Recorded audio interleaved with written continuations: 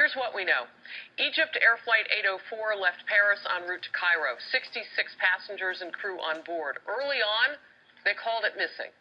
Then the French Prime Minister said it had crashed in the sea. Greek officials say the Airbus A320 disappeared from radar just 10 minutes after entering Egyptian airspace. Growing suspicions now that this was terrorism. Egypt's top civil aviation official says the possibility that a terror attack brought down the jetliner is stronger than the likelihood of technical failure. We're awaiting the regularly scheduled White House briefing, set to begin at any moment. We do know the president has been briefed by his national security team and has been asked to be updated throughout the day. Senior foreign affairs correspondent Greg Talcott is now live for us in Paris with the news. And actually, Greg, you're at Charles de Gaulle Airport, which is where the plane departed. Exactly. We're at Charles de Gaulle Airport. We're at Terminal 1, from where last night that doomed Egyptair flight took off, and where there was a lot more attention about what might have been done to that plane before it took off. There was another Egyptair flight that left this afternoon for Cairo. On board, we understand, families of the victims of that crash. There were some 66 people on board, 56 passengers, Egyptians, French, a Canadian, a Brit, other Europeans, and other folks from around the country. They've been waiting here for answers. They got some today from French President Francois Hollande. He said, bluntly, the plane had crashed, but he also said in very firm language that they would find out what happened to it, and he gave as a strong hypothesis that terror might have brought down the plane, which is why authorities are looking very hard at anybody who came into contact with this plane before it took off last night. We're talking about baggage handlers, cleaners, crew, see if anything was planted. Just one note, Harris, last December, 70, I repeat, 70 airport workers from arguably a large labor force here were dismissed because of ties to Islamists. But also, mechanics will be questioned as well, because we got to keep reminding our viewers, terrorism is still not confirmed as the cause. It could have been a technical error. That's why they'll be looking very hard at this Airbus A320, which is a reliable workhorse, but was really worked hard by Egyptair. One thing that might help answer the problems and the question about terrorism is coming up with any debris. And as you've been noting, as we've been reporting, some debris appears to have been found in the Mediterranean where the plane went down. Testing for explosive residue, if that is found, that could indicate that there could have been foul play. At least the context, Harris, for possible terror is here. ISIS has hit Paris and France multiple times in the last 18 months.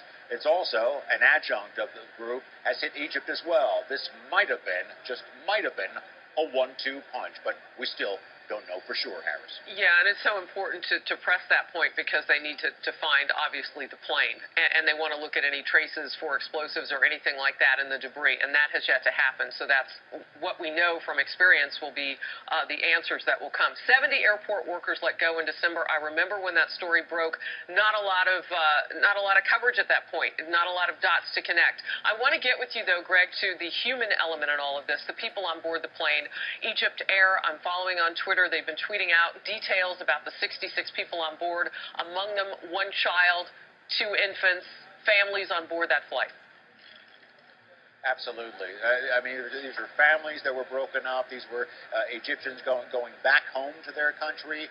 One Egyptian man was here for medical treatment, and it ran the gamut from just regular folks to diplomats. So it was an assortment of people. And again, a British person, a Canadian person, other Europeans, other Africans. Again, a lot of collateral damage if this was a terror attack. And again, if it was going after Egypt and France, a lot of other people getting in the way, or just victims of a horrible, horrible mechanical, technical failure.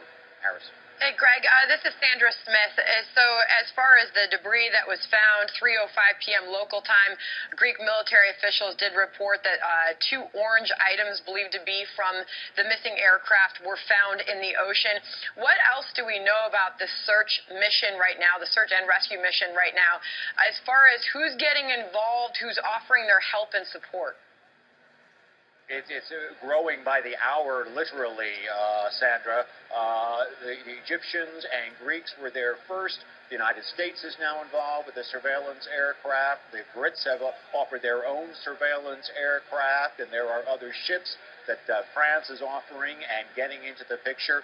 It's a compact area, and there are a lot of merchant vessels that have been pressed into service as well. So we all remember the grand searches for other crashes, including in the Indian Ocean.